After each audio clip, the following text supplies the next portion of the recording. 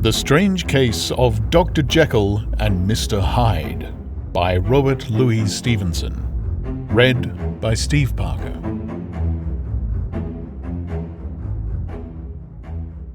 Chapter 1. The Story of the Door.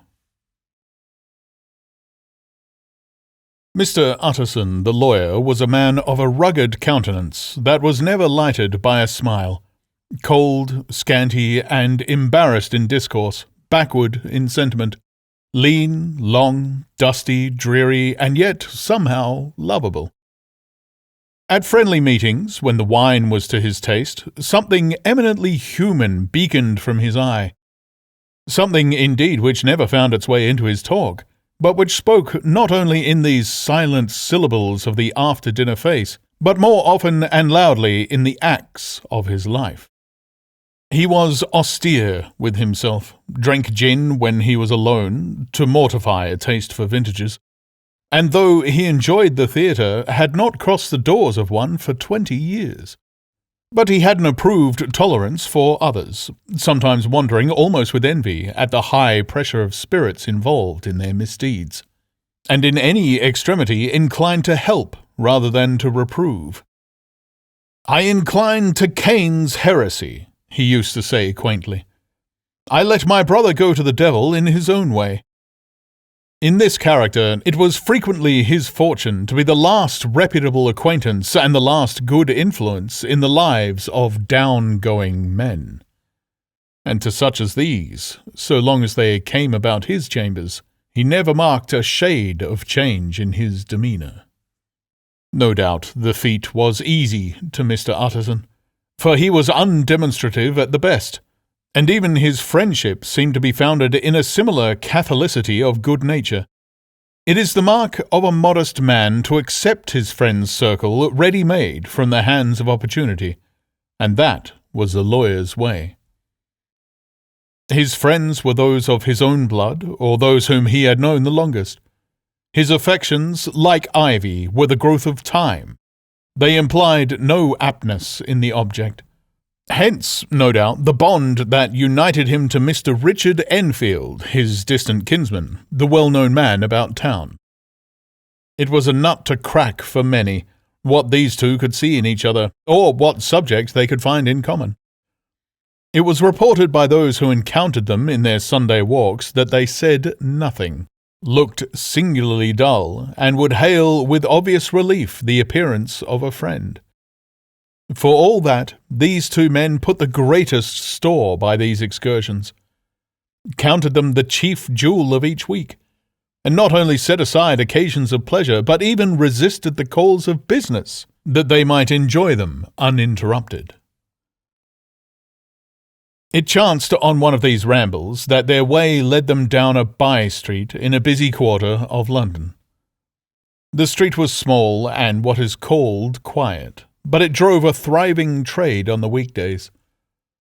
The inhabitants were all doing well, it seemed, and all emulously hoping to do better still, and laying out the surplus of their grains in coquetry, so that the shop fronts stood along the thoroughfare with an air of invitation, like rows of smiling saleswomen.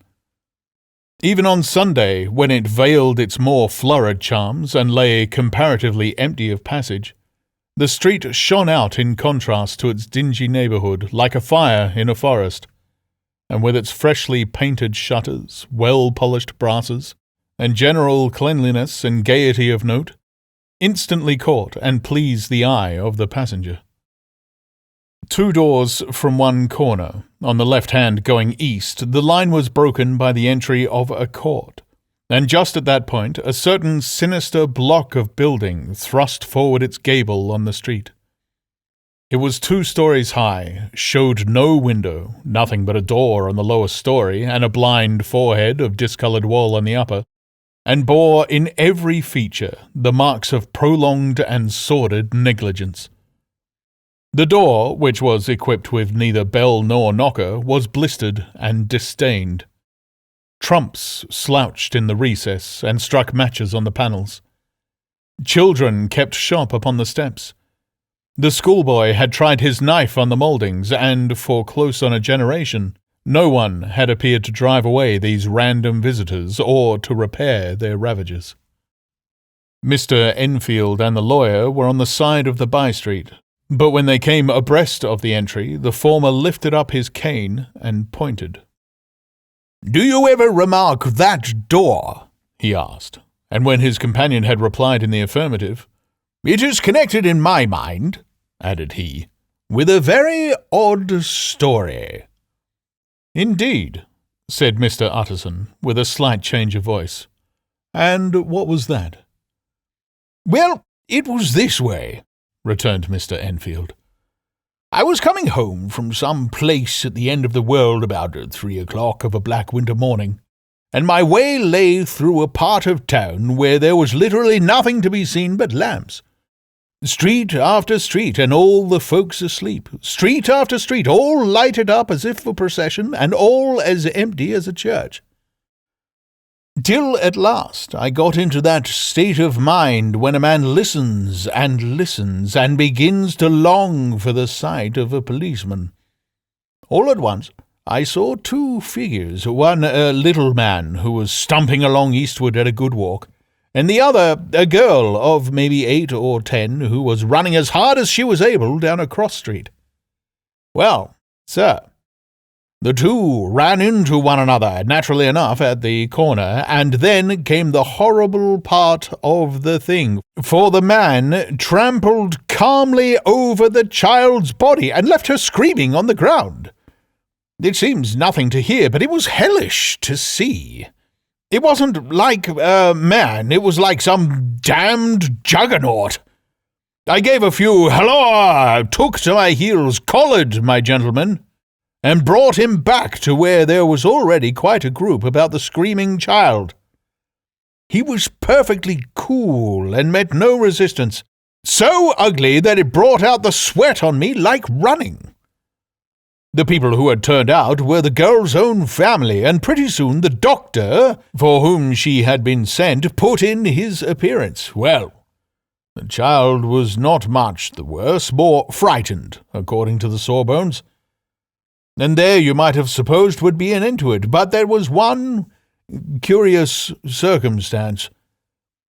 I had taken a loathing to my gentleman at first sight, so had the child's family, which was only natural, but the doctor's case was what struck me. He was the usual cut-and-dry apothecary, no particular age and colour, with a strong Edinburgh accent and about as emotional as a bagpipe. Well, sir, he was like the rest of us.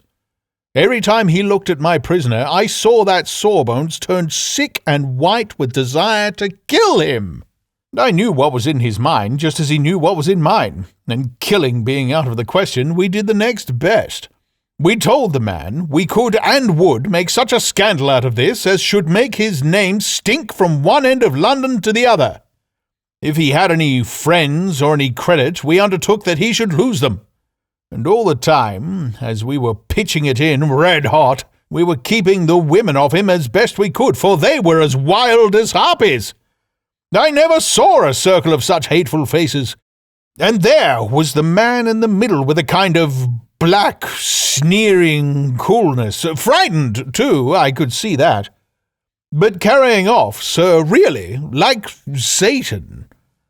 "If you choose to make capital out of the accident," said he, "I'm naturally helpless. No gentleman but wishes to avoid a scene. Says he, 'Name your figure.' Well, we screwed him up to £100 for the child's family. He would have clearly liked to stick out, but there was something about the lot of us that meant mischief, and at last he struck. The next thing was to get the money, and where do you think he carried us to but that place with the door? Whipped out a key, went in, and presently came out with the matter of £10 in gold, and a cheque for the balance on coats, drawn payable to bearer, and signed with a name that I can't mention, though it's though it's one of the points of my story, but it was a name at least very well known and often printed. The figure was stiff, but the signature was good for more than that if it was only genuine. I took the liberty of pointing out to my gentleman that the whole business looked apocryphal, and that a man does not, in real life, walk into a cellar door at 4 a.m. and come out with another man's cheque for close upon £100. But he was quite easy and sneering. "Set your mind at rest," said he. "I will stay with you till the bank's open and cash the cheque myself." So we all set off, the doctor and the child's father and our friend and myself, and passed the rest of the night in my chambers. And the next day, when we had breakfasted, went in a body to the bank. I gave in the cheque myself, and said I had every reason to believe it was a forgery. Not a bit of it. The cheque was genuine. "Tut, tut," said Mr. Utterson. "I see you feel as I do," said Mr. Enfield. "Yes, it's a bad story, for my man was a fellow that nobody could have to do with, a really damnable man. And the person who drew that cheque is the very pink of the proprietaries, celebrated too, and, what makes it worse, one of your fellows who do what they call good. Blackmail, I suppose. An honest man paying through the nose for some of the capers of his youth. Blackmail House is what I call the place with the door, in consequence. Though even that, you know, is far from explaining all," he added, and with the words fell into a vein of musing. From this he was recalled by Mr. Utterson asking rather suddenly, "And you don't know if the drawer of the cheque lives there?" "A likely place, isn't it?" returned Mr. Enfield. "But I happen to have noticed his dresses. He lives in some square or other." "And you never asked about the place with the door?" said Mr. Utterson. "No, sir, I have a delicacy," was the reply. "I feel very strongly about putting questions. It partakes too much of the style of the Day of Judgment. You start a question, and it's like starting a stone. You sit quietly on the top of a hill, and away the stone goes, starting others. And presently some bland old bird, the last you would have thought of, is knocked on the head in his own back garden, and the family have to change their name. No, sir, I make it a rule of mine.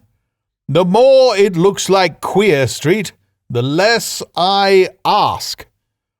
"A very good rule, too," said the lawyer.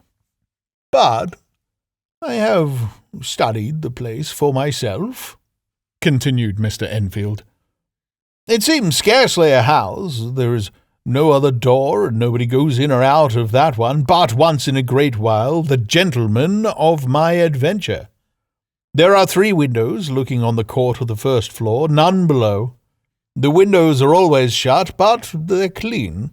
And then there is a chimney, which is generally smoking, so somebody must live there. And yet it's not so sure, for the buildings are so packed together about the court that it's hard to say where one ends and another begins." The pair walked on again for a while in silence, and then, "Enfield," said Mr. Utterson, "that's a good rule of yours." "Yes, I think it is," returned Enfield. "But for all that," continued the lawyer, "there's one point I want to ask. I want to ask the name of that man who walked over the child." "Well," said Mr. Enfield, "I can't see what harm it would do. It was a man of the name of Hyde." Said Mr. Utterson. "What sort of man is he to see?" "He's not easy to describe. There is something wrong with his appearance, something displeasing, something downright detestable. I never saw a man I so disliked, and yet I scarce know why.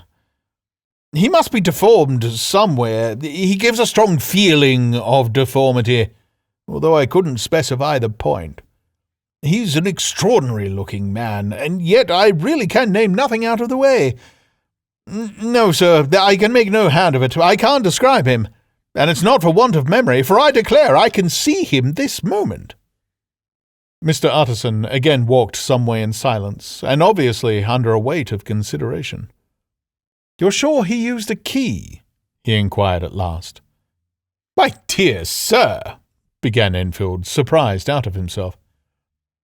"Yes, I know," said Utterson. "I know I must seem strange. The fact is, if I do not ask you the name of the other party, it's because I know it already. You see, Richard, your tale has gone home. If you have been inexact in any point, you had better correct it." "I think you might have warned me," returned the other with a touch of sullenness. "But I have been pedantically exact, as you call it. The fellow had a key, and what's more, he has it still. I saw him use it not a week ago." Mr. Utterson sighed deeply, but never said a word, and the young man presently resumed. "Here is another lesson to say nothing," said he. "I am ashamed of my long tongue. Let us make a bargain never to return to this again." "With all my heart," said the lawyer. "I shake hands on that, Richard."